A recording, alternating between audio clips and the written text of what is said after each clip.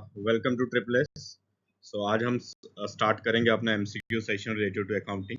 तो उससे पहले आपके लिए एक ज़रूरी अनाउंसमेंट, 15 अगस्त को आपका एक all J and K UT mock test है, तो आप इसमें ज़रूर पार्टिसिपेट कीजिएगा। ठीक है, तो चलिए स्टार्ट करते हैं क्वेश्चन नंबर 1 से ना। आज का लेवल थोड़ा बेसिक से मॉडरेट रहेगा। देखिए, लेवल में वेरिएशन तो आएगा ही, है ना। तो हमेशा अगर बिल्कुल ही मुश्किल हो, हमेशा बिल्कुल ही आसान हो, तो आप वेरिएशन एक्सपेक्ट कीजिए। हर एक टेस्ट में, हर एक एमसीक्यू लेक्चर में आपको वेरिएशन मिलेगी। ठीक है, consider the following statement regarding accounting concept. According to going concern concept, the business is assumed to be liquidated in the near future. अब मुझे सबसे पहली एक बात बताइए, गोइंग कंसर्न कंसेप्ट क्या कहता है? गोइंग कंसर्न कंसेप्ट ये कहता है कि अगर एक बिजनेस स्टार्ट हुआ है तो वो फोरसीएबल फ्यूचर के लिए या लॉन्ग रन के लिए बना है। लॉन्ग रन के लिए मतलब कि लंबे समय तक काम करेगा। अब लंबे समय तक काम तभी करेगा जब वो प्रॉफिटेबल होगा। अगर वो प्रॉफिटेबल है और उसका कोई इंटेंशन नहीं है बिजनेस को बंद करने का, तो हम क्यों ऐसा कहेंगे कि business is assumed to be liquidated? तो ये तो स्टेटमेंट अपने आप में, ये जो लास्ट वाली लाइन है, ये तो स्टेटमेंट को कंट्राडिक्ट कर रहा है, गोइंग कंसर्न कंसेप्ट को, है ना। तो स्टेटमेंट 1 अगर हम देखें तो ये गलत है। अब second statement, the consistency concept requires that accounting policies once adopted should be changed every year to reflect market trend. देखो, और कंसिस्टेंसी कंसेप्ट क्या कहता है? कंसिस्टेंसी कंसेप्ट कहता है कि अगर आप एक मेथड ऑफ अकाउंटिंग यूज कर रहे हैं, जो भी आप मेथड यूज कर रहे हैं, ठीक है, तो अगर आपको लगता है कि गवर्नमेंट की पॉलिसीज हैं या वो बेटर रिफ्लेक्ट करेगी फाइनेंशियल हेल्थ को, तो आप उसे अडॉप्ट कर सकते हो। लेकिन कंसिस्टेंसी कंसेप्ट ये नहीं कहता कि should be changed. Should be यहाँ पे आपके लिए ट्रैप हुआ। शुड बी चेंज का मतलब है करना ही करना है। ऐसा तो कहीं पर भी कंसिस्टेंसी कंसेप्ट ने नहीं कहा है। कंसिस्टेंसी कंसेप्ट ने क्या कहा है कि अगर लॉ ऐसा बताता है आपको, या इनकम टैक्स डिपार्टमेंट आपको कोई एडवाइजरी देता है, उस केस में आप यूज चेंज कर सकते हैं। लेकिन हर साल चेंज करना, ये कंसेप्ट में कहीं नहीं लिखा हुआ। तो स्टेटमेंट 2 भी आपका गलत हो गया। तो अगर हम देखें तो सही आंसर क्या होगा? Option D. तो चलिए बढ़ते हैं अपने क्वेश्चन नंबर 2 की तरफ। Which of the following accounting concept requires that foreseeable losses should be provided for, but anticipated revenue should not be recognized until realized? देखो बच्चों, मैं आज आपको एक बात बताता हूँ। देखो, ये दिमाग में अपने बिठा लो। जो क्वेश्चंस होते हैं ना, क्वेश्चन को पूछने के इतने तरीके हैं। यही क्वेश्चन नंबर 2 मैं 10 तरीके से पूछ सकता हूँ। I can ask the same question in 10 ways. अब आप उन 10 वेज में से कितने वेज में आंसर कर पाओगे? अगर मैं इसको इतना कॉम्प्लिकेट बना दूं कि हार्डली 10 में से 2 बच्चे आंसर कर पाएंगे, थोड़ा मॉडरेट बना दिया, 10 में से 6 ने कर दिया, आसान बना दिया, 10 में से 10 ने कर दिया। तो ये आपको देखना पड़ेगा कि एग्जाम में जो क्वेश्चन की लैंग्वेज है, अगर आपका लैंग्वेज के ऊपर अच्छा होल्ड है, कल को एग्जामिनर ने लैंग्वेज पे अगर आपके साथ गेम खेल दी, तो वहां पे जिसकी लैंग्वेज पे कमांड अच्छी होगी, वो क्वेश्चंस को अच्छे से कर पाएगा। Let's be very honest. तो लैंग्वेज का एक बहुत बड़ा रोल आता है जब हम क्वेश्चंस को पढ़ते हैं। अब ये तो चलो सिंपल सा है, which of the following accounting concept requires that foreseeable losses should be provided. अब आपको लग रहा है कि आपका कोई लॉस होने वाला है बिजनेस में, तो आप इसको जल्दी जल्दी बुक में रिकॉर्ड कर दो, बुक्स में क्या कर दो? रिकॉर्ड कर दो। लेकिन अगर आपको लगता है कि एंटीसिपेटेड रेवेन्यू है या एंटीसिपेटेड प्रॉफिट है, उसे तब तक रिकॉर्ड मत करो जब तक वो रियलाइज ना हो। क्या ना हो? रियलाइज। अब यहाँ पे अगर आप ध्यान से सुनोगे, रियलाइज का मतलब क्या होता है? मान लीजिए आपके पास स्टॉक पड़ा है 1 लाख रुपए का, तो अभी ये स्टॉक जो है ये अनसोल्ड है। क्या है? अनसोल्ड। और आप बोल रहे हो कि स्टॉक को बेचना है 10% प्रॉफिट पे। तो आपने दिमाग में शेख चिल्ली के सपने देख दिए और कहा कि 1,10,000 तो मेरी प्रॉफिट है, तो क्यों ना मैं इसको सेल्स दिखा दूं आज ही। जबकि रियलिटी में अभी ये स्टॉक जो है ये सेल्स में कन्वर्ट हुआ नहीं है ना। तो जब कन्वर्ट नहीं हुआ तो आप इसको नहीं दिखा सकते। हाँ, अगर सेल्स में कन्वर्ट हुआ, चाहे वो कैश सेल हुई या क्रेडिट सेल, वो मैटर नहीं करता। कैश सेल हो या क्रेडिट सेल, दोनों केसेस में हम इसको रिकॉर्ड करेंगे। तो आप क्वेश्चन नंबर 2 का अगर सही आंसर देखें, क्या होगा? ऑप्शन बी, कंजर्वेटिज्म या प्रूडेंस कंसेप्ट। तो एग्जामिनर आपके साथ इस क्वेश्चन में किस तरह खेल सकता है, ध्यान से देखो। वो आपसे बोलेगा कि क्रेडिट सेल हुई, क्या हुई, क्रेडिट सेल। तो क्रेडिट सेल हुई 1 लाख रुपए की, जिसमें से 20,000 प्रॉफिट है। तो बताओ क्या ये हमें प्रॉफिट रिकॉर्ड करना चाहिए as per prudence, as per prudence? तो आप शायद फंस जाओ, आप कहोगे नहीं करना चाहिए। देखो वहां पे आपका एक्रूअल कंसेप्ट आ जाता है। क्या आ जाता है? एक्रूअल। कैश मैटर नहीं करता, लीगल राइट मैटर करता है। तो इन चीजों का ध्यान दिया करो, यहीं पे फंसोगे आप। ठीक है, सो राइट इज ऑप्शन बी। तो बाकी लोग भी बहुत कुछ पढ़ाते हैं लेकिन ज्ञान ज्यादा देते हैं, तो आप प्लीज फोकस कीजिए आपका 30 में से एटलीस्ट 28 नंबर कैसे आए। ठीक है, ज्ञान से दुनिया नहीं चलती। Okay, third, which of the following is classified as a fictitious asset? अब फिक्टिशियस एसेट क्या होता है? जिसकी कोई वैल्यू नहीं होती, जिसकी वैल्यू क्या होती है? जीरो, जिसकी कोई वैल्यू नहीं होती। मतलब कि कल को ये मैं मार्केट में अगर इसको बेचने जाऊं, मेरे को कुछ नहीं मिलेगा इसके बदले में। अब यहाँ पे बहुत सारे बच्चे क्या गलती कर देते हैं, उन्हें लगता है कि गुडविल एक फिक्टिशियस एसेट है, जो एक बहुत बड़ा ब्लंडर है। गुडविल एक इंटेंजिबल एसेट है, गुडविल एक इंटेंजिबल एसेट है, गुडविल कोई फिक्टिशियस एसेट नहीं है। पहली बात, फिक्टिशियस एसेट्स क्या होते हैं? यहाँ पर अगर हम देखें, आपके प्रिलिमिनरी एक्सपेंसेस, और जो फिक्टिशियस एसेट्स होते हैं, फिक्टिशियस एसेट्स, उन्हें हम एंटायर अमाउंट जो होगा फिक्टिशियस एसेट का, एंटायर अमाउंट को हम राइट ऑफ नहीं करते, हम अमाउंट को पार्ट्स में राइट ऑफ करते हैं। किसमें? पार्ट्स में। पार्ट्स में क्या करते हैं? राइट ऑफ करते हैं। तो फिक्टिशियस एसेट का आप मेरे को 2 एग्जांपल कमेंट में बताएंगे और क्या क्या है।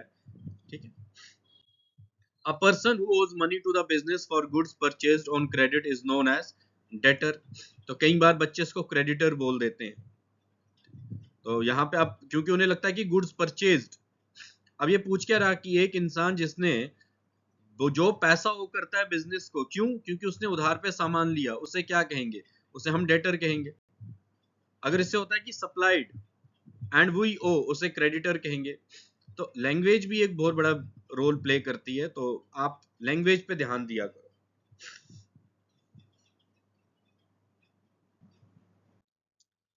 ओके, क्वेश्चन नंबर 5 देखते हैं। If total liabilities of a business decrease by $10,000 and owner's equity increases by $1,500 during a period, what will be the net change in total assets?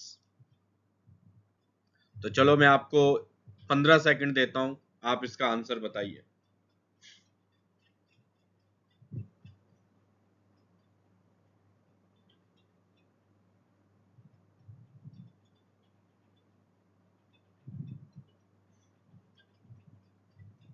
Okay, time up. अब कहानी ऐसी है कि आपका asset is equal to capital plus liability. ठीक है, तो आपका जो इक्विटी इंक्रीज हुआ कितने से? 15,000 से। और लाइबिलिटी डिक्रीज हुई कितने से? 10,000 से। अब थोड़ा अगर आप लॉजिकली सोचो, तो ये जो लाइबिलिटी आपकी डिक्रीज हुई है, ठीक, ये जो आपकी लाइबिलिटी डिक्रीज हुई है, तो अगर हम सिंपली देखें, -10,000 प्लस 15,000, तो अब आपका क्या आएगा? इंक्रीज आएगा ना। कितना? 5,000, इंक्रीज ऑफ ₹5,000। तो आप इसको इस तरह से लिख सकते हो, net change is equal to,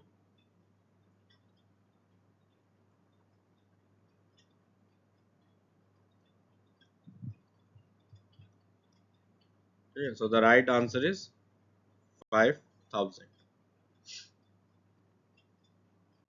question number 6 देखते हैं।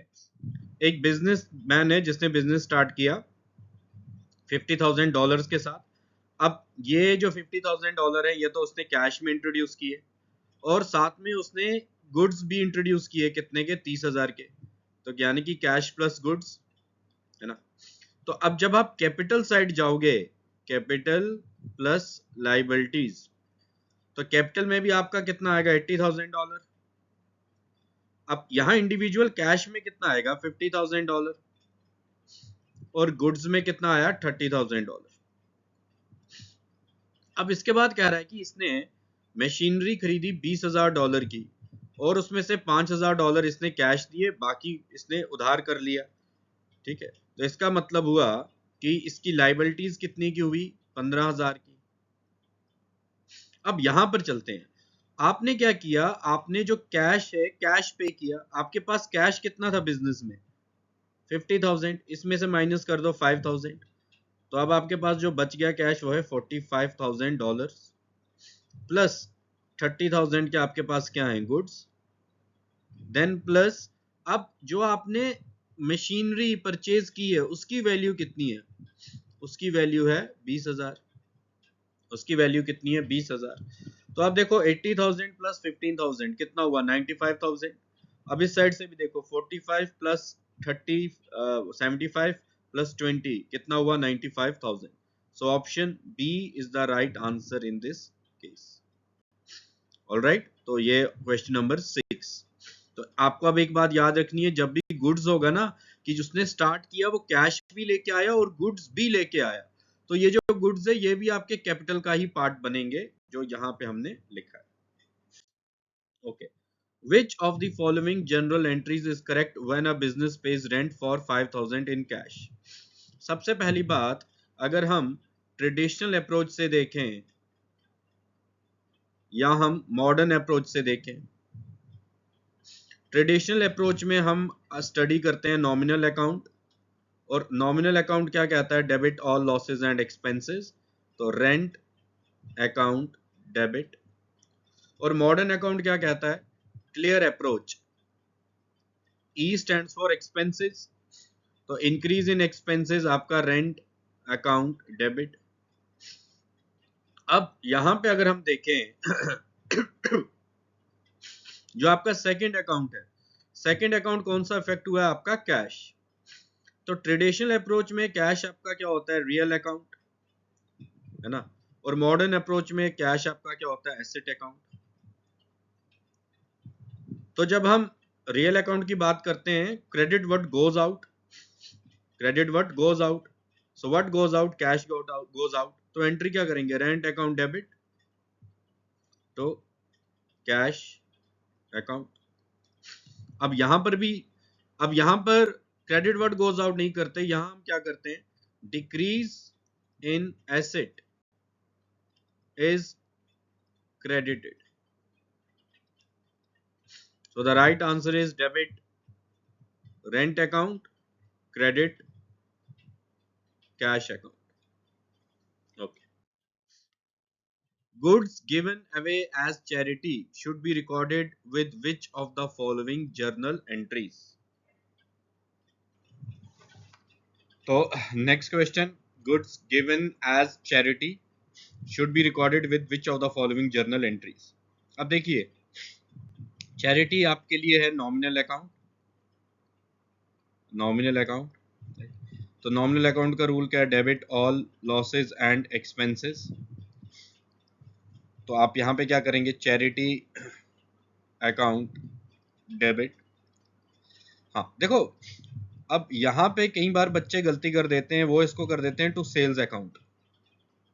तो मैं एक बात आपको क्लियर कर दूं, चैरिटी जब आप करते हो तो ये सेल्स में काउंट नहीं होती। इनफैक्ट इससे होता क्या है, जो आपके स्टॉक का बैलेंस है, आपके जो स्टॉक का बैलेंस है वो क्या होता है डिक्रीज। ठीक है, तो आप स्टॉक का बैलेंस कौन रिप्रेजेंट करता है, आपकी परचेजेस। तो आप परचेजेस में से जितना आपने चैरिटी में दिया होगा अमाउंट या गुड्स, उसे क्या कर देते हैं, लेस कर देते हैं। तो यानी कि जब हम चैरिटी की बात करते हैं तो सिंपली आप क्या करेंगे, debit charity account, credit purchases account, credit purchases account. So the right answer is option ए। तो यहां पर कभी भी गलती से सेल्स पे आप ऑप्शन पे क्लिक ना करें तो ठीक रहेगा। सो दैट इज चैरिटी के केस में याद रखिएगा।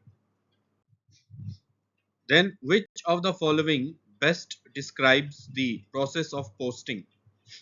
तो जैसे कि अकाउंटिंग का साइकिल होता है, सबसे पहले आपका ट्रांजैक्शन होगा, रिकॉर्डिंग होगा, देन उसके बाद क्लासिफाइंग। अब जब क्लासिफाइंग का जो फंक्शन होता है वो बेसिकली क्या होता है, individual account ledger account create करना, तो इसी को हम क्या नाम दे देते हैं, पोस्टिंग। ठीक है। अब पोस्टिंग के बारे में आपसे क्या, अब लेजर को हम बुक ऑफ फाइनल एंट्री भी कहते हैं, बुक ऑफ फाइनल एंट्री। तो recording transactions for the first time in journal, ये तो स्टेटमेंट गलत ही है। Transferring debit and credit entries from the journal to the respective ledger account, balancing all accounts at the end of the financial year, preparing the final trial balance to check arithmetical accuracy. तो सीधा हम trial balance पे कैसे चले जाएंगे जब तक हमने लेजर क्रिएट नहीं किया होगा। सो इस केस में आपका right answer is option B, transferring debit and credit entries from the journal to the respective ledger account, और बाद में हम उनकी क्या करते हैं, बैलेंसिंग, क्या करते हैं, balancing. Okay, if an expense account has a total debit posting of $12,000 and a total credit posting of 2,000 at the end of the period, the balance of the account is। अब यहाँ पे ये अगर आप देखोगे ना ढंग से, इतना कंसेप्चुअल क्वेश्चन है, बहुत ही कंसेप्चुअल क्वेश्चन है ये, इससे आपका एक डाउट भी क्लियर होगा। जनरली हम क्या कहते हैं, जनरली हम कहते हैं जो नॉमिनल अकाउंट्स होते हैं, नॉमिनल अकाउंट को हम बैलेंसिंग नहीं करते, ठीक है, उनके रिस्पेक्टिव बैलेंस को क्लोज करके उन्हें ट्रांसफर कर देते हैं, कहाँ, प्रॉफिट एंड लॉस अकाउंट में। लेकिन यहाँ पे क्या कह रहा है कि डेबिट साइड था 12,000, क्रेडिट साइड था 2,000, the balance of the account. अब आप बोलोगे सर क्रेडिट साइड तो बैलेंसिंग क्यों करनी है। अब मुझे एक बात बताओ, जो परचेज अकाउंट है, परचेज अकाउंट अपने आप में क्या नॉमिनल अकाउंट है। तो अगर आपने कुछ परचेज किया तो आप डेबिट में दिखाओगे, लेकिन अगर आपने परचेज रिटर्न किया तो परचेज रिटर्न को भी तो दिखाओगे ना, जो आपने रिटर्न वापस किया होगा कस्टमर्स को उससे भी दिखाओगे कि नहीं दिखाओगे, या जो रिवर्स एंट्री होती है। तो जो रिवर्स एंट्री है वो 2,000 है और आपका 12,000 था मान लो, ठीक है, तो उस केस में अब यहाँ पे आपसे पूछ रहा है कि अगर डेबिट बैलेंस 12,000 था और क्रेडिट बैलेंस कितना था, 2,000, तो ऑब्वियस सी बात है डेबिट बैलेंस ऑफ 10,000 होगा इसका answer. Okay, which of the following cost remains constant per unit irrespective of the level of output within a relevant range? अब which of the following cost made constant per unit irrespective of the level of output within a relevant range? तो देखिए अगर हम बात करें fixed cost की, ठीक है, फिक्स्ड कॉस्ट तो आपका कांस्टेंट रहता है, लेकिन यहाँ जो आपसे पूछ रहा है, मैं आपको एक एग्जांपल से समझाता हूँ। मान लीजिए एक नोटबुक है और एक नोटबुक, अब यहाँ यूनिट की बात हो रही है, किसकी बात हो रही है, यूनिट्स की। एक यूनिट, एक नोटबुक को बनाने में जो आपकी वेरिएबल कॉस्ट है वो 20 रुपीज है। अब 4 यूनिट्स को बनाने में आपकी वेरिएबल कॉस्ट 20 ही रहेगी, लेकिन जब आप देखोगे टोटल वेरिएबल कॉस्ट, ये 20 यहाँ पे कितना हो जाएगा 80, अब ये 10 कर दो इंटू 20, ये कितना हो जाएगा 200। तो अब हो क्या रहा है, जैसे जैसे आप यूनिट्स को इंक्रीज करोगे वेरिएबल कॉस्ट तो सेम ही है 20, लेकिन टोटल वेरिएबल कॉस्ट आपकी इंक्रीज हो जाएगी, टोटल वेरिएबल कॉस्ट आपकी क्या इंक्रीज हो जाएगी। 95% बच्चे इसको फिक्स कॉस्ट आंसर करते, जो कि सरासर एक गलत है। The right answer is option B. A company produces 1,000 units of a product. Total fixed cost is $20,000. Total variable cost is $30,000. What is the total cost per unit? तो मैं आपको 15 सेकंड देता हूं, आप इसका आंसर बताइए।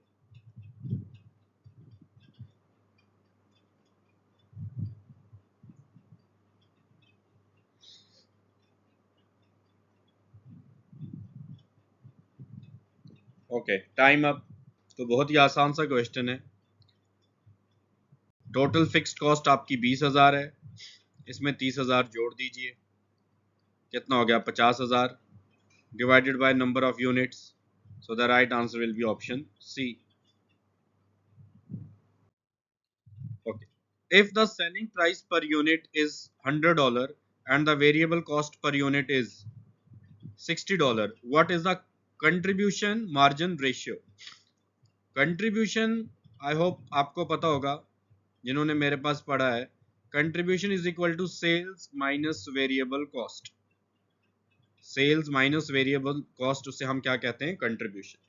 अब यहाँ पे आपकी सेल्स कितनी है, आपकी सेल्स है यहाँ पे $100, वेरिएबल कॉस्ट आपकी कितनी आ रही है, $60। तो यानी कि आपका यहाँ पे कंट्रीब्यूशन कितना हुआ, कंट्रीब्यूशन हुआ आपका $40। अब आपसे क्या पूछा हुआ है कि कंट्रीब्यूशन का मार्जिन बताना है, यानी कि परसेंटेज वाइज क्या बताना है, परसेंटेज वाइज। अब ये परसेंटेज वाइज किस पे बताओगे आप, अब आप ये जो परसेंटेज वाइज है ये सेलिंग प्राइस पे बताओगे, किस पे बताओगे, सेलिंग प्राइस पे, यानी कि $40 अपॉन 100 इंटू 100 परसेंटेज में कैलकुलेट करना है, तो कितना हो गया 40%, कितना हो गया 40%। सो the right answer is option ए। तो याद रखिएगा एग्जाम पॉइंट ऑफ व्यू से एक पीवी रेशियो होता है, उसे भी देखिएगा, profit volume ratio, PV ratio किसके बराबर होता है। तो अलाइड कंसेप्ट्स को भी देखा करो, क्योंकि लास्ट ईयर अगर हम 2024 का पेपर देखें उसमें आपके कॉस्ट अकाउंटिंग में से 3 क्वेश्चंस पूछे थे और एक क्वेश्चन 2 क्वेश्चंस काफी अच्छे लेवल के थे, तो आप एक्सपेक्ट कर सकते हो न्यूमेरिकल्स भी कॉस्ट अकाउंटिंग से, ठीक है। तो लास्ट लेक्चर में आपको EOQ का न्यूमेरिकल करवाया था, इकोनॉमिक ऑर्डर क्वांटिटी का, तो आप भी देख लीजिए अपने एंड से। एट दी एंड हमारा काम है आपको रास्ता दिखाना, क्वेश्चंस देना या एक्सप्लेनेशन देना, ठीक है ना। आपकी जगह पेपर देने हमने नहीं जाना। So at the end it's your battle, you have to conquer it. Now question number 14, operating leverage is primarily concerned with which of the following. तो जब हम बात करते हैं फाइनेंशियल मैनेजमेंट की, दो तरह की लिवरेज होती है, ऑपरेटिंग लिवरेज और फाइनेंशियल लिवरेज। तो जब आपकी ऑपरेटिंग लिवरेज हम किससे डील करती है, मोस्टली जो आपकी बिजनेस की फिक्स्ड कॉस्ट होती है, फिक्स्ड कॉस्ट जैसे कि रेंट, बट यहाँ पे हम इंटरेस्ट को एक्सक्लूड करते हैं, इंटरेस्ट कॉस्ट को क्या करते हैं, एक्सक्लूड, इंटरेस्ट कॉस्ट को हम इंक्लूड करते हैं फाइनेंशियल लिवरेज में। अब आपसे ये पूछ रहा है कि बताओ कि आपके जो ऑपरेटिंग लिवरेज है primarily concern with which of the following, financial risk and debt financing mix, business risk and fixed operating cost, dividend pay out ratio and retained earnings, working capital management and liquidity, ठीक है। तो इसका right answer है option B, business risk and fixed operating cost. तो operating leverage deals with fixed operating cost, ये बात याद रखिए।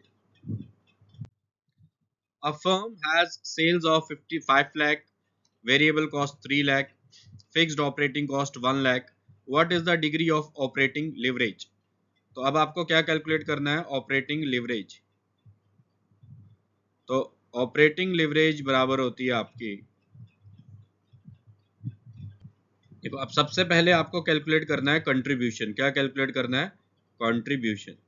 कंट्रीब्यूशन बराबर होता है सेल्स माइनस वेरिएबल कॉस्ट, तो ये आपका कितना हो गया, $2 लाख, है ना।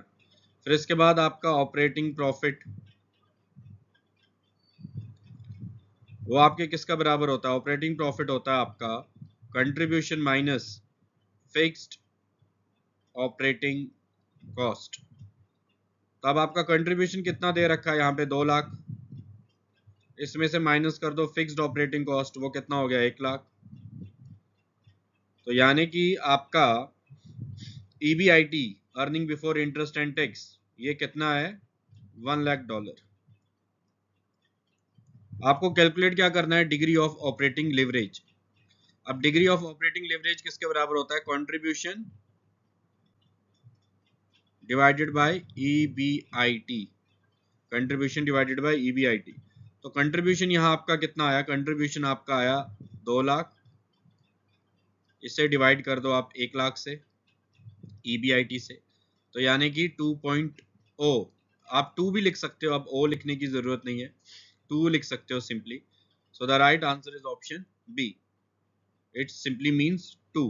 अब इस 2 का क्या मतलब है, डिग्री ऑफ लीवरेज अगर 2 है, इसका मतलब जो है आप कमेंट में बताएंगे हमें कि इसका क्या मतलब है, इसका इंटरप्रिटेशन क्या है। अगर एग्जामिनर ने इंस्टेंट आपसे ये पूछ लिया कि एक फर्म की degree of leverage is equivalent to 2, what does it indicate? तो आप हमें बताइए कमेंट में इसका आंसर क्या होगा। Okay, now consider the following statements regarding financial market. तो मैं यहाँ पे एक बात क्लियर कर दूं, कई बच्चों को ये नहीं पता कि फाइनेंशियल मार्केट कौन सा है। आपके सिलेबस में लिखा है इंडियन फाइनेंशियल मैनेजमेंट सिस्टम। ये जो इंडियन फाइनेंशियल मैनेजमेंट सिस्टम है, इसे फाइनेंशियल मार्केट्स ही कहा जाता है।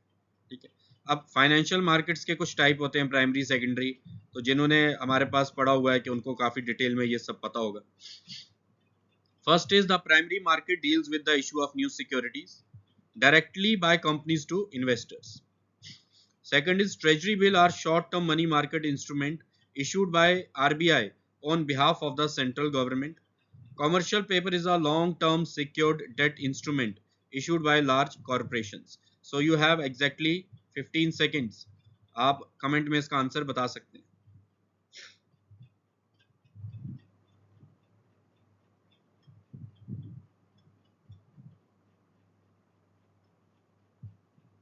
चलिए, अब सबसे पहले आपसे क्या पूछा है कि प्राइमरी मार्केट। दो तरह के मार्केट होते हैं, प्राइमरी और सेकेंडरी। तो अगर एक कंपनी है वो पहली बार अपनी सिक्योरिटीज को इश्यू कर रही है, जिसे हम जनरली आईपीओ कहते हैं, तो वो किस मार्केट का यूज करते हैं? प्राइमरी मार्केट का। इश्यू ऑफ न्यू सिक्योरिटीज, कोई स्टेटमेंट में कहीं कुछ गड़बड़ नहीं है, statement one is absolutely correct. अब ट्रेजरी बिल्स जो है, बेसिकली ट्रेजरी बिल किसका पार्ट है? मनी मार्केट का। तो मनी मार्केट में शॉर्ट टर्म इंस्ट्रूमेंट्स आते हैं। ठीक है, अब मनी मार्केट में जो ट्रेजरी बिल्स आती हैं, ठीक है, मनी मार्केट में जो ट्रेजरी बिल्स आती हैं, उन्हें इशू करता है आरबीआई। किसके बिहाफ पे? सेंट्रल गवर्नमेंट के बिहाफ पे। अब यहाँ पे short term money market instruments, statement बिल्कुल सही है, issued by RBI on behalf of central government, कुछ गलत नहीं है इसमें। अब रहा आपका last commercial paper. Commercial paper अपने आप में मनी मार्केट इंस्ट्रूमेंट है। क्या है? Money market instrument. तो यहाँ स्टेटमेंट कह रहा है कि commercial paper is a long term. अगर लॉन्ग टर्म हुआ तो ये कैपिटल मार्केट बन गया ना, तो आगे पढ़ने की जरूरत ही क्यों है? तो यहीं पे गलत है ये। Statement 3 is absolutely correct, incorrect. So the right answer is option A. Right answer is option A. Okay. Now consider the following statement regarding financial markets and institutions. तो अगर हम फर्स्ट स्टेटमेंट देखें, SEBI securities exchange board of India, तो basically बच्चों ये क्या है? ये रेगुलेटर है। रेगुलेटर है किसका? कैपिटल मार्केट का। तो जो भी आप स्टॉक मार्केट अगर खरीदते हैं, स्टॉक्स बाय सेल करते हैं, तो उन्हें रेगुलेट कौन करता है? सेबी करता है। ब्रोकर्स को रेगुलेट कौन करता है? सेबी करता है। SEBI was established as a statutory regulated body to protect the interest of investors in securities and promote the development of the securities market. Statement 1 is absolutely correct. Then Nifty 50, तो आपका दो आपके indexes in the sense, एक आपका होता है NSE, एक होता है BSE, national stock exchange and Bombay stock exchange. अब ये कह रहा है कि Nifty 50 is the benchmark stock market index representing the top 50 companies listed on the BSE। यहां तक तो ठीक था, representing top 50 companies listed on the BSE नहीं होगा, listed on the NSE होगा। तो यहाँ पे एंड पे आपके लिए ट्रैप आ गया, तो कई बच्चे जल्दबाजी में शायद इसको सही भी कर दें। तो ये इंडेक्सेस होते हैं कंपनीज के, जो टॉप की कंपनीज होती हैं। सेंसेक्स में आपकी 30 कंपनीज होती हैं, और NSE यानी कि निफ्टी, इसमें आपकी 50 कंपनीज होती हैं। तो स्टेटमेंट 2 आपका इनकरेक्ट हुआ। Then third is call money is a method of borrowing और lending funds in the money market for a maturity of 1 day. Call money क्या होता है? There is a concept called inter bank lending. क्या होता है? Inter bank lending. So that is basically call money. जब bank एक दूसरे से उधार मांगते हैं एक दिन के लिए, उसे हम क्या कहते हैं? Call money.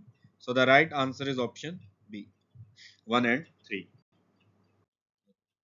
What is the primary objective of PFMS, Public Financial Management System in India? To manage commercial bank interest rate, to track funds released under various central schemes to ensure real tracking. Right answer is option B.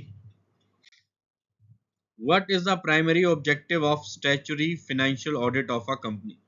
एक company का जो financial audit किया जाता है उसका primary objective क्या रहता है?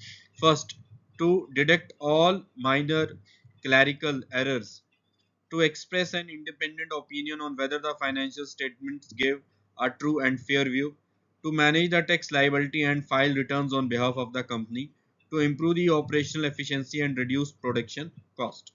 So अब इतना obvious इसका आंसर है और it has to be option B, right?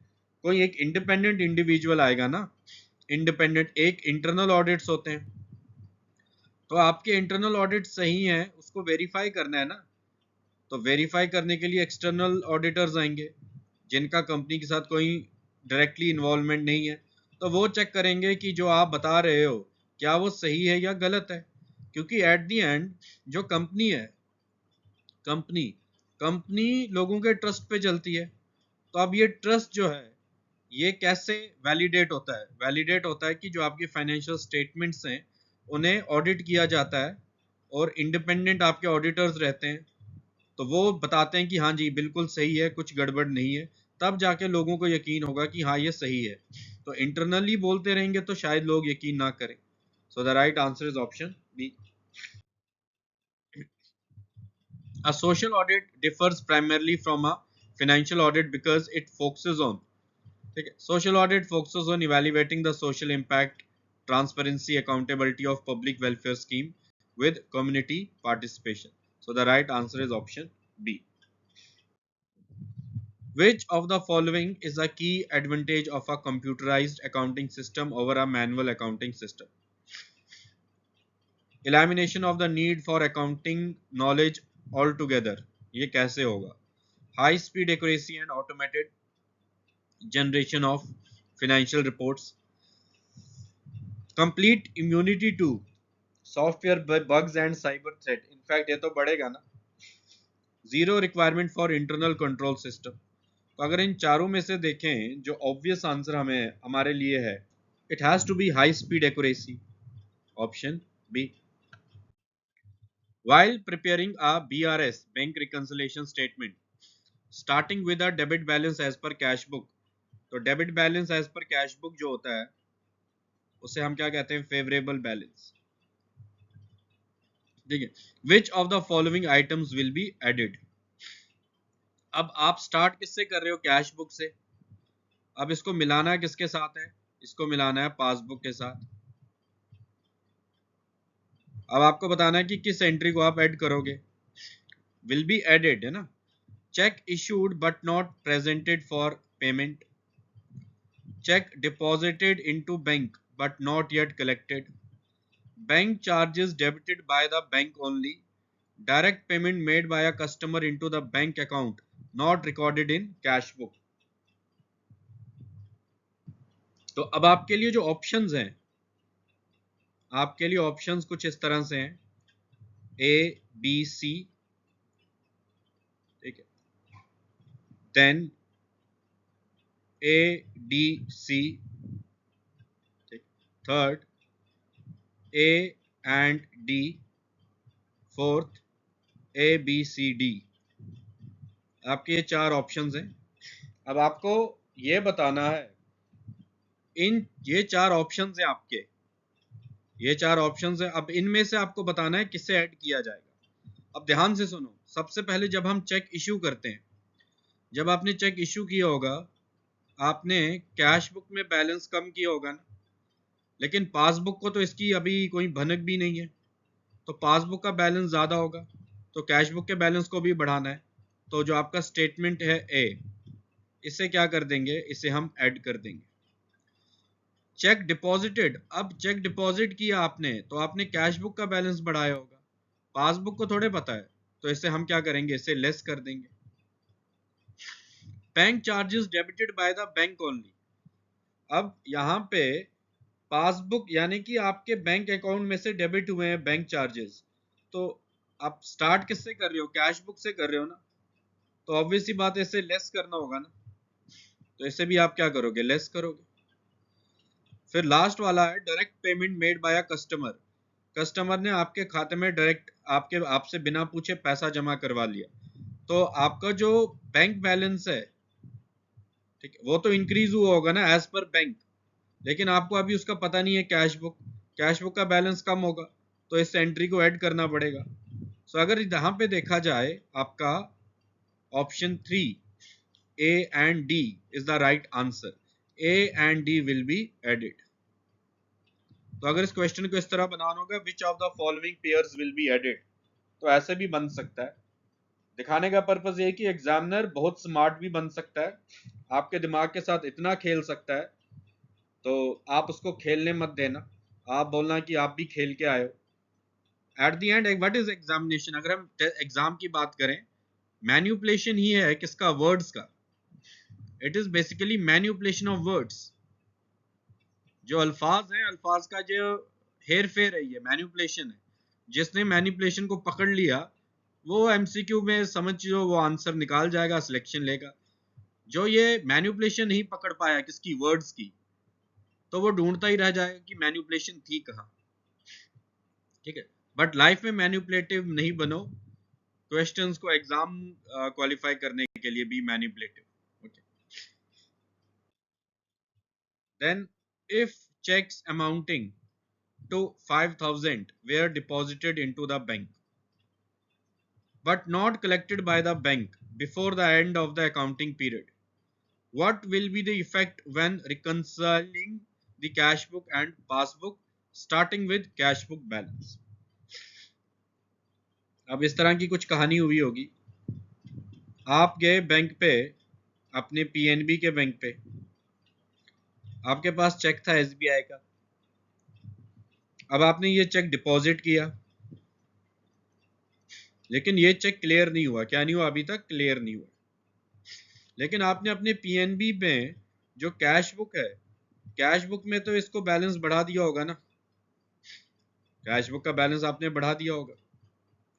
बचा पासबुक, पासबुक में तो बैलेंस एज इट इज होगा, क्योंकि उसे पता ही नहीं है इसके बारे में अभी, क्योंकि ये चेक जो है ये ऑनर अभी तक हुआ नहीं है। अब आपसे पूछ रहा है कि जब और ये अकाउंटिंग पीरियड एंड होने तक नहीं हुआ था। अब आपसे पूछ रहा है कि बताओ कि जब आप रिकंसाइल करोगे दोनों को, तो इसका जो आउटकम है, इसका जो इफेक्ट है वो क्या होगा? Cash book balance will be higher than the passbook balance, passbook balance will be higher, both balances will remain equal, there will be no impact on either balance. Obvious सी बात है, cash book balance will be higher, so the right answer is option A. Cash book का balance higher होगा ना, तो वही तो अब बताना है हमने। तो स्टेटमेंट क्वेश्चन नंबर 23 का the right answer is option A. The period of 12 months commencing from 1st April every year and ending on 31st March of the next year, during which income is earned is called। अब अगर हम बात करें income tax act की 1961, तो उसमें आपका एक असेसमेंट ईयर होता है और एक आपका प्रीवियस ईयर होता है। तो जिस पैसे में, जिस साल में आपका हिसाब होता है कि आपने सरकार को कितना पैसा देना है, उसे असेसमेंट ईयर कहा जाता है। और जिस साल में आपने पैसा बनाया है उसे कहा जाता है प्रीवियस ईयर। क्या कहा जाता है? Previous year. तो अब आपसे पूछ रहा है कि क्वेश्चन नंबर 24 में इन चारों में से सही आंसर क्या है? सो the right answer will be here previous year. तो चलो अब आप बताओ कि आपके 24 में से कितने सही हैं? 24 में से आपके कितने सही हैं? आज तो मैक्सिमम सही होंगे सबके, ठीक है।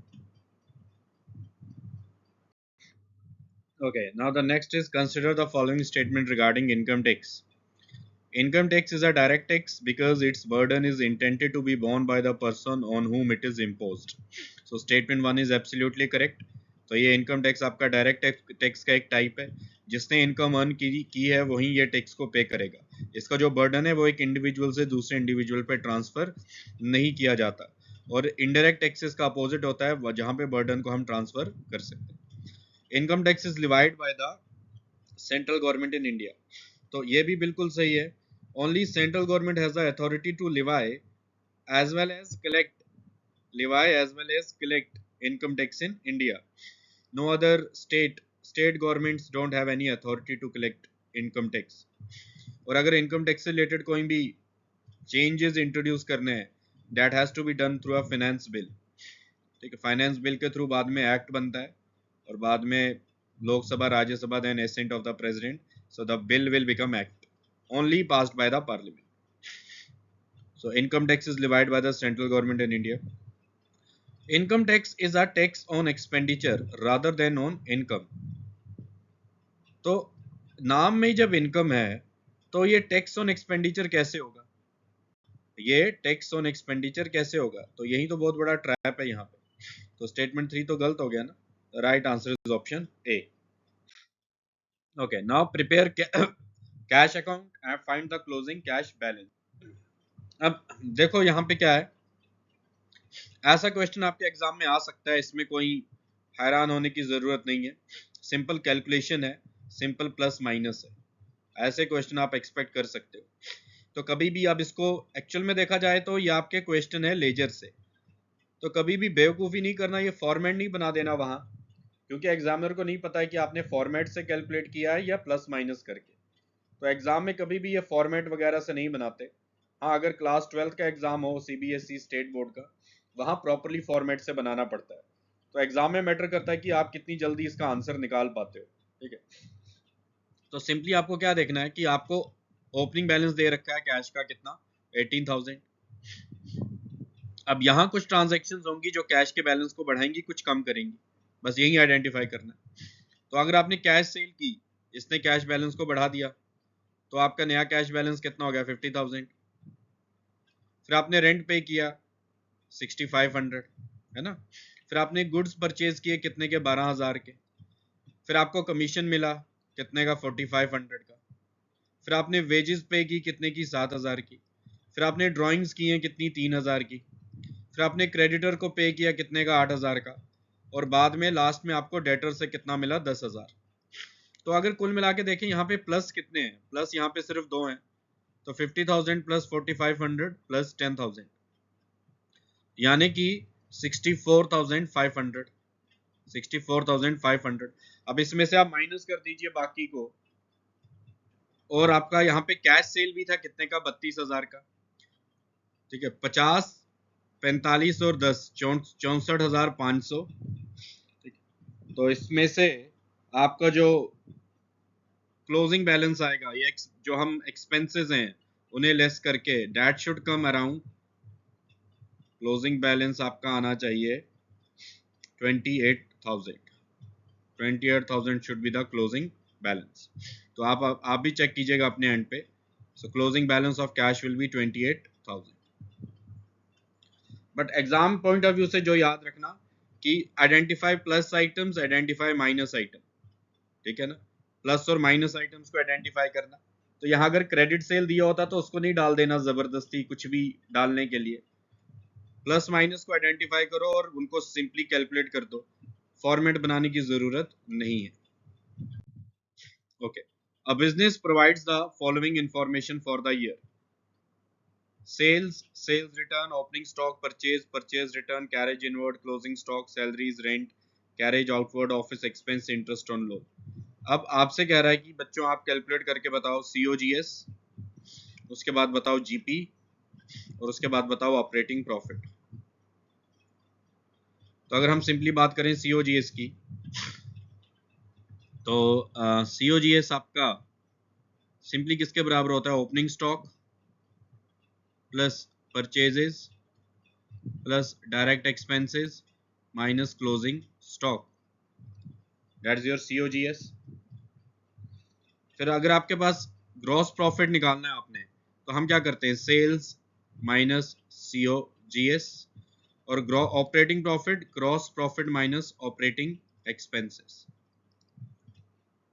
ठीक है, तो सबसे पहले आप देखो आपकी ओपनिंग स्टॉक। सबसे पहले हम क्या देखते हैं, ओपनिंग स्टॉक। आपका ओपनिंग स्टॉक कितना है, 1,20,000। ओपनिंग स्टॉक आपका कितना है, 1,20,000। प्लस आपके परचेजेस कितने हैं, परचेजेस 4,50,000 माइनस रिटर्न भी है, यानी कि 4,40,000। हाँ, plus direct expenses, carriage inward है। ठीक है, और कुछ है क्या, और कुछ तो नहीं है, कैरेज इनवर्ड ही है 15,000। Closing stock 1,50,000। तो आपका जो COGS है, ठीक है, 560, 575, ये आपका आ जाएगा 4,25,000, 4,25,000। तो आपका COGS कितना आ गया? 4,25,000। अब इसके बाद आपको क्या कैलकुलेट करना है? GP यानी कि ग्रॉस प्रॉफिट। तो ग्रॉस प्रॉफिट किसके बराबर होता है? आपका सेल्स माइनस COGS। तो अब जो आपकी सेल्स दे रखी है यहाँ पे वो है 8 लाख, रिटर्न कितना है? 20,000, यानी कि 7,80,000 में से माइनस कर दो COGS 4,25,000। तो आपका ग्रॉस प्रॉफिट कितना हो गया? 3,55,000, है ना। अब बचा आपका operating profit. Operating profit gross profit minus operating expenses. अब ऑपरेटिंग एक्सपेंसेस को आइडेंटिफाई करते हैं। Salaries, rent, carriage outward and office expenses. अब इंटरेस्ट ऑन लोन जो है ये तो आपका ऑपरेटिंग एक्सपेंसेस का पार्ट नहीं है। पहली बात, interest on loan is not a part of operating expense. तो यहाँ आपका सैलरीज, उसके बाद rent, carriage outward and office expenses. तो यहाँ पे आपका ऑपरेटिंग एक्सपेंसेस जो है, ऑपरेटिंग एक्सपेंसेस, ऑपरेटिंग एक्सपेंसेस का जो टोटल है दैट इज 1,46,000, 1,46,000। देन आपको कैलकुलेट करना है अब ऑपरेटिंग प्रॉफिट। तो ग्रॉस प्रॉफिट कितना है आपका? ग्रॉस प्रॉफिट है आपका 3,55,000, 3,55,000। इसमें से माइनस करना है 1,46,000। तो आपका ऑपरेटिंग प्रॉफिट होगा 2,09,000। Okay, so cost of goods sold आपका कितना आया? Gross profit then operating profit. तो ऐसे क्वेश्चन तो आप एग्जाम में एक्सपेक्ट कर ही सकते हो, 1000% ऐसे क्वेश्चन आप एक्सपेक्ट कर सकते हो। इसमें क्या सिंपल कैलकुलेशन ही है।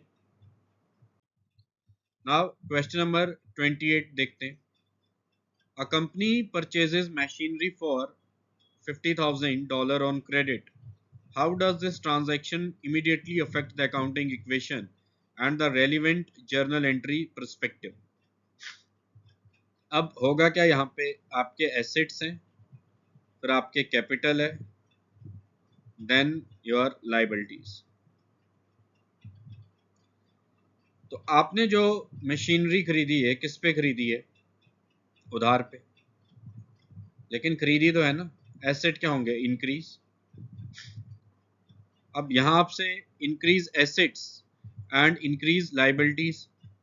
लाइबिलिटी भी इंक्रीज हुई आपके लिए, क्यों? क्रेडिटर आपका क्रिएट हुआ। फिर इसके बाद सेकंड आपसे पूछ रहा है कि इसकी जर्नल एंट्री क्या होगी। अब यहाँ पे क्या है? अकाउंटिंग इक्वेशन प्लस जर्नल आपसे पूछ लिया। अब जर्नल एंट्री इसकी क्या करोगे? Machinery account debit to creditors account, है ना। So the right answer is option A. Option A is right answer. Question number 29. If a sole proprietor withdraws goods costing $2,000 for personal use, how this transaction immediately affect the accounting equation? तो हो क्या रहा है? इसने क्या किया? इसने drawings की है। तो जब ड्राइंग्स की हैं तो हम बात करेंगे एसेट्स की, फिर हम बात करेंगे कैपिटल की, देन फिर हम बात करेंगे किसकी? लाइबिलिटीज की। तो जब ड्राइंग्स की हैं तो ऑब्वियसली बात है कैश में की होगी। ओके, नहीं नहीं, ओके, विड्रॉज गुड्स, हाँ। तो अब जो एसेट्स में आपका स्टॉक है, तो आपका स्टॉक कम होगा ना।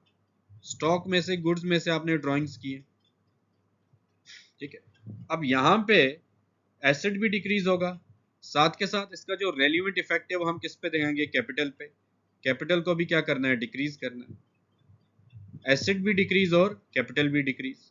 So the right answer here will be option A. Asset decrease by $2,000 and capital decreases by $2,000. Okay. Now the last question, which of the following combination correctly matches a fundamental accounting concept with its standard practical application? First is going concern, accrual, prudence और consistency. ठीक है. Going concern concept assumes the business will be liquidated within the current accounting cycle. तो ऐसा तो कभी भी going concern concept ने नहीं कहा. Accrual concept recognize revenue and expenses strictly on a cash received or cash paid basis. Accrual concept ने तो कभी ऐसा नहीं कहा. In fact, accrual concept की वजह से ही आपके debtors create होते हैं. डेटर्स भी आपका एक्रूवल कंसेप्ट की ही देन है. अगर अकाउंटिंग पूरी कैश बेसिस पे हो जाए, क्रेडिट पे ना हो, तो डेटर तो कभी क्रिएट ही नहीं होगा, है ना. तो अगर गोइंग कंसर्न कंसेप्ट कहता है कि आपने आज बिजनेस स्टार्ट किया ताकि 1 साल के बाद बंद करने के लिए, तो बिजनेस फिर स्टार्ट ही. गोइंग कंसर्न कंसेप्ट तो कभी ऐसा कहता ही नहीं है. गोइंग कंसर्न कंसेप्ट क्या कहता है कि for a foreseeable future. Then prudence, anticipate no profit and provide for all possible foreseeable losses. Consistency mandates changing accounting method and policies every year. तो consistency ने कब कहा, mandate कब किया, mandate तो नहीं ना किया. तो statement D is incorrect. So the right answer here is option C. The right answer here is option C. Prudence concept ही यहाँ पे सही है. तो कई बार आप ऐसे questions में भी गलती कर सकते हो. So be very calm, be very composed while solving questions. कभी कभी सही भी गलत हो जाता है और जो आपको नहीं आता आप वो भी करके आ जाते हो. So it's all mindset. आप अपने दिमाग को किस तरह से ट्रेन किया है.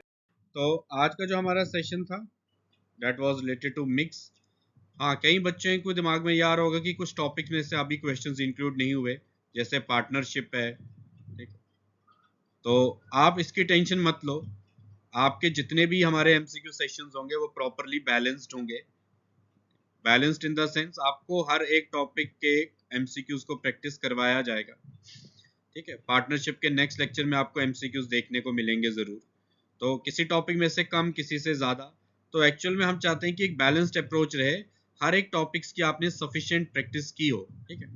तो एग्जाम पॉइंट ऑफ व्यू से भी आप अपनी प्रायोरिटीज क्लियर कर दीजिए अकाउंटिंग में स्पेसिफिकली, क्योंकि 30 मार्क्स का जो ये कंपोनेंट है बहुत ही क्रूशियल है आपके सिलेक्शन के लिए. ठीक है.